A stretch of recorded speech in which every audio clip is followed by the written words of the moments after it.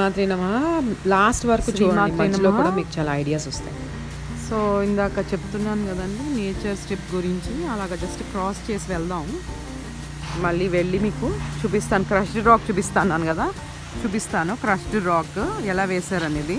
పాపం వీళ్ళు చేయించలేదండి, కొంచెం పొడిగైన వెంటనే లెటర్ వస్తుందండి. ఫైర్ అదేంటి బుష్ ఫైర్ ట్రిగర్ చేసే అవకాశం ఉంది, మీకు ఫైన్ వేస్తాం, కట్ చేయమని చెప్పి వస్తుంది లెటర్ వీళ్ళకి.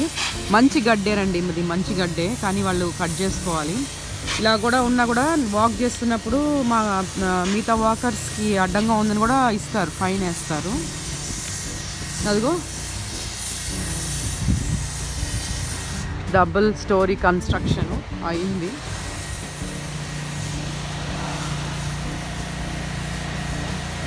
బయట బ్రిక్, లోపల చెక్క. ఇగో క్రష్డ్ రాక్ చూపిస్తాను కదా, క్రష్డ్ రాక్ ఇది ఇలా కూడా వేసుకోవచ్చు, చాలా బాగుంటుంది. అదే మనం నడుస్తున్నాం కదా, అది మంచి చెట్లు అవి బాగున్నాయి ఇక్కడ, అవన్నీ అశోక చెట్లు.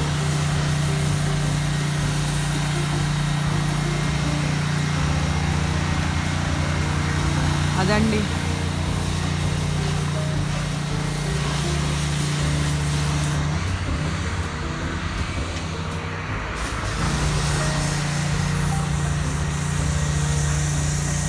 Home sweet home. సోలార్ పెట్టించానండి.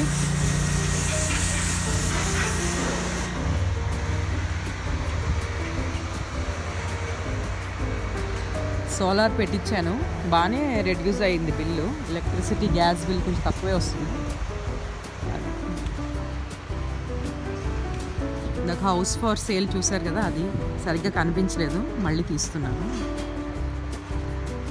కొంచెం నేర్చుకోవాలి ఎడిటింగ్ టూల్స్, థంబ్నెయిల్స్, తర్వాత ఇదే keyboard editor, Telugu with English sub title, ఇవన్నీ ఉన్నాయి. పని నేర్చుకోవాలి. ఒకసారి దిగేమంటే మెల్లిగా నేర్చుకుంటాం, మెల్లిగా అలవాటు అవుతాం. ఇది సింపుల్ అయితే కాదు మీరు అనుకున్నట్టు, కానీ ఇట్స్ డూయబుల్. సో శ్రీమాత్రేనమ్మా. My plant box. This photo represents foodscaping which we need to use going forward in our day-to-day lives. My plant box అండి ఇది, చూడండి. This photo is for fun అండి. నేను హార్వెస్ట్ చేసిన బీట్రూట్స్లోని లీవ్స్ ఇవి, దీంతో పప్పు చేసుకున్నాను. పాసర్స్ బై తీసుకుని ఇలా పడేశారండి, దాని తర్వాత కోపం తీసేసానండి, లోపలికి తెచ్చిపెట్టాను. ఇవన్నీ ఎందుకు చూపిస్తున్నారంటే నేచర్ స్ట్రిప్ నుంచి మన గ్యాస్ స్టవ్ దగ్గర ఉన్న పప్పు వరకు ఎలాగా మన లైఫ్ మనం యూజ్ చేసుకోవచ్చు అండి. అంతాను మన క్రియేటివిటీ మీద ఉంటుంది.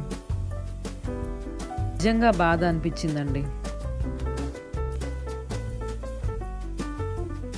ప్లాంటర్ బాక్స్లో ఎలాగా ఐటమ్స్ పెట్టచ్చు అంటే ఏ చెట్లు పెట్టచ్చు అని మాకు ఒక క్లాస్ తీసుకున్నారండి, ఒక వర్క్ షాప్. మా కౌన్సిల్ అంటే ఇప్పుడు మీకు మున్సిపాలిటీ ఉంటుంది కదా, అలాగే ఇక్కడ కౌన్సిలే మొత్తం అరేంజ్ చేసింది ఫ్రీ క్లాస్. ఏమేమి పెట్టుకోవచ్చు, దానిలో ఎలా పెంచాలి అని. అక్కడ వర్క్ షాప్కి వెళ్ళినప్పుడు నేను తీసిన ఫొటోస్ మీకు చూపిస్తున్నాను, మీకు కూడా ఐడియా వస్తుంది. మీకు ఆల్రెడీ తెలిసే ఉంటుంది, అక్కడ అయినా మనకి మంచి ఎండ బాగుంటుంది, కానీ ఇక్కడ మాకు ఎండ తక్కువ అయినా పెట్టుకోవాలి. వాళ్ళు చెప్పింది ఒకటి ఏంటంటే, నేను 3 అడిగాను, నాకు బనానా కావాలి అంటే అరిటాకులు, అరటి పూలు, అరటికాయలు కావాలి, కర్రీ లీవ్స్ కావాలి, కోకోనట్ కావాలన్నాను. ఈ 3 ఆ కష్టం అమ్మ. నీకు ఒక ఫెన్స్ అంటే మన గోడ ఏదైతే ఉంటుందో, పెట్టగోడ కానీ గోడ కానీ ఉంటే వామ్త్ ఉంటుంది కదా, దానిలో నుంచి వస్తుంది, మొక్కలు పెరుగుతాయి. అవి లేనప్పుడు ఇలాంటివి పెట్టుకోవాలన్నారు. So cancel. మరి మెల్బర్న్లో అయితే కుదరదు, మాకు ఎక్కడి నుంచి వస్తాయి, క్వీన్లాండ్, పర్త్ అటు నుంచి వస్తాయి. సో బట్ ఇట్స్ నాట్ లేదని కాదు, ఉన్నాయి కానీ తక్కువ. మేము ఉండే దగ్గర తక్కువ. చెప్పాను కదండి, బయట అవన్నీ వాళ్ళు తీసేసుకుని వెళ్ళిపోతున్నారని చిన్న పాట్ కొనుక్కొని దానిలోనే అక్కడ ఉన్న బీట్రూట్స్ అన్ని తెచ్చి పెట్టి ఇప్పుడు హార్వెస్ట్ చేస్తున్నాను. మీరు చూడొచ్చు, ఆకులు మాత్రం ఎందుకు కోస్తున్నాం, మొత్తం తీసి బీట్రూట్ చేసుకోవచ్చు కదా అని. నేను బీట్రూట్ ఆకులతో పప్పు చేద్దామని ఓన్లీ ఆకులు మాత్రం తీసుకున్నానండి. ఆకుల్లో కూడా చాలా మంచిది, మనం పాడేయకూడదండి. ఇక్కడ బీట్రూట్ విత్ లీవ్సే అమ్ముతారు మనకి. ఇక్కడ షాప్లోకి వెళ్ళినా బీట్రూట్ సపరేట్గా అమ్ముతారు, కానీ బీట్రూట్ విత్ లీవ్స్ అంటే లీవ్స్ సపరేట్గా మనం పప్పు చేసుకోవచ్చు. అది మళ్ళీ పెరుగుతూ ఉంటుందండి, మీకు అలా వస్తూనే ఉంటుంది. ఒక కాయ ఉందంటే అది పెద్ద ఒక చెయ్యి అంత సైజ్ వచ్చేంత వరకు మీకు వస్తూనే ఉంటాయి లీవ్స్. మీరు పప్పు చేసుకోవచ్చు, పడేయాల్సిన అవసరం లేదు. It's very healthy option. Okay, అందుకనే మీకు చూపించాను హార్వెస్ట్ చేస్తున్నది. మొత్తము కొన్ని ఇలా చేతికి వచ్చాయి, అవి తీసేసి అలాగ మళ్ళీ పెట్టాను, మళ్ళీ వచ్చాయి, అందుకని అది చేస్తున్నానండి. మీకు హార్వెస్టింగ్ చాలా సింపుల్, ఏం లేదు.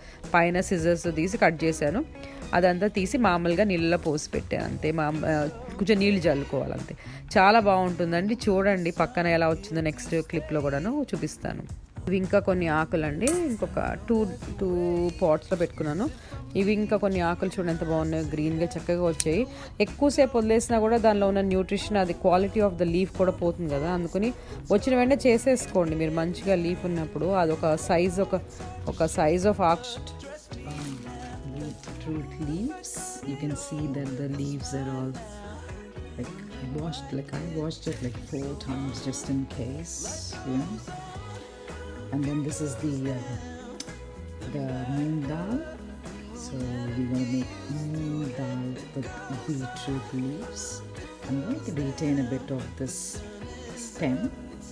It is when you like bite it, like when you break it, you can see that there is a reddish tinge. So I'm going to retain this one, the leaf, with a bit of thing. You can even saute it. Yeah, I like to do it like this.